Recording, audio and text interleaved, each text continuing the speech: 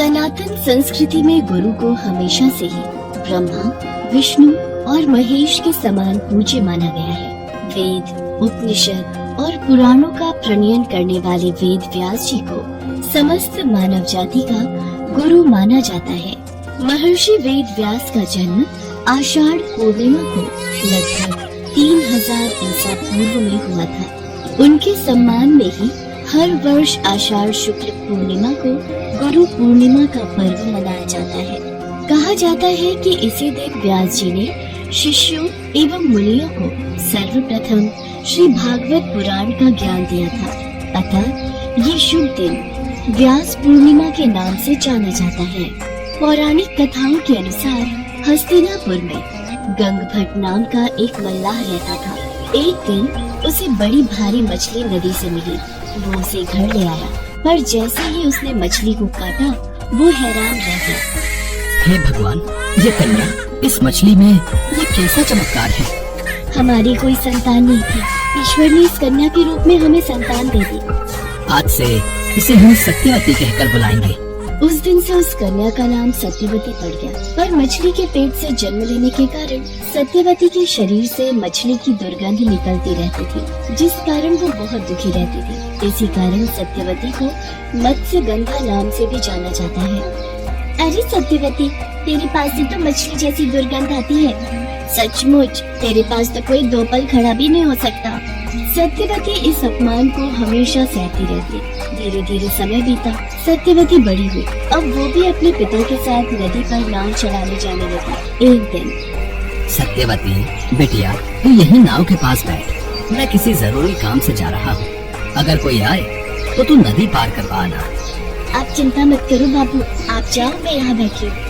गंगभट्ट काम से चला जाता है। इसी बीच वहाँ पराशर नाम के ऋषि आए और सत्यवती से बोले, मुझे नदी पार जाना है। क्या तुम अपनी नाव में मुझे बिठाकर नदी पार उतार दोगी?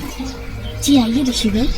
ऋषि पराशर सत्यवती के साथ नाव में बैठ गए और सत्यवती से बात करने लगे। वो सत्यवती के सौंदर्य पर मोहित हो गए। उन्होंने सत्यवती से गुप्त विवाह की कामना की। सत्यवती, मैं इसी समय तुमसे गुप्त विवाह करना चाहता हूँ ताकि हमारा मिलन हो सके।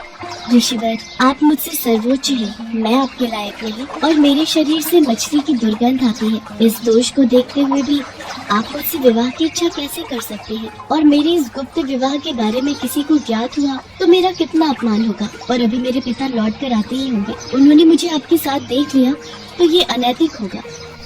देखो सत्यवती, तुम्हारी आने वाली संतान बहुत ही तेजस्वी और ज्ञानी होगी। तुम संतान उत्पन्न होने के पश्चात भी एक कुंवारी कन्या की तरह ही रहोगी। तुम्हारे पास से मछली की दुर्गंध नहीं बल्कि कस्तूरी की महक आएगी।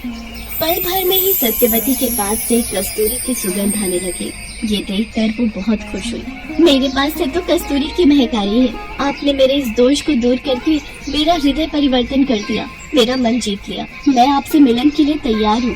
इस प्रकार ऋषि पराशर ने कुछ समय के लिए वहाँ कोहरा और अंधेरा कर दिया और फिर कुछ समय पश्चात देवी सत्यवती की संतान महर्षि वेदव्यास का जन्म हुआ। सत्यवती ने वेदव्यास जी के बचपन का नाम कृष्णद्वैपायन रखा।